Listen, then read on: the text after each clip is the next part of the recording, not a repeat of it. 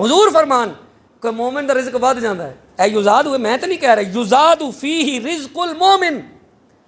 मेरे आका ने फरमाया मन फत्तरा फीही साइमन, जेड़ा बंदा रोज़ेदार नू रोज़ा खुलवाए, रोज़ेदार नू इफ्तार कराए, कान लहू मगफिरतुन लिज़ुनूबिही, हुजूर ने फरमाया कि उनके सारे गुनाह माफ़ कर देना रब। ऐ सवाब है, भुखे नू रोटी खुआन दा सवाब है, रमज़ान में ऐ सवाब है। समझ आ गई कि कोई भुखा जब कदे वेला होंदा सी, एक वक्त होंदा सी, मसीतां मगरब वेले इत्थे भरियां होंदियां सी। असीं नहीं कहते जनाब साडे वास्ते भेजो इत्थे, मसीतां भरियां होंदियां सी। किहड़ा कोई राहगीर है, बिलखसूस जिहड़ियां अड्डियां दी मसीतां ने, स्टेशनां दी मसीतां, जिहड़े सड़कां दे करीब मसीतां ने, उत्थे लंगर वध हुंदा सी। क्यों? क्योंकि मुसाफिर जो गुजरन वो मसीते रोज़ा इफ्तार कर लैन, उत्थे खजूरां दा भी इंतजाम, उत्थे जनाबे वाला लंगर का भी इंतजाम हो।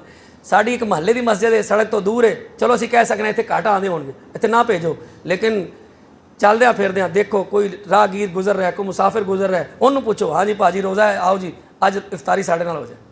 है जी, ए मेरे आका का फरमान है। फरमाया कान लहू, ये जिन्ना सवाब अल्लाह ताला उस रोज़ेदार नू देगा, सवाब कम कीतियों बगैर रोज़े इफ्तार कराने में उन्ना ही सवाब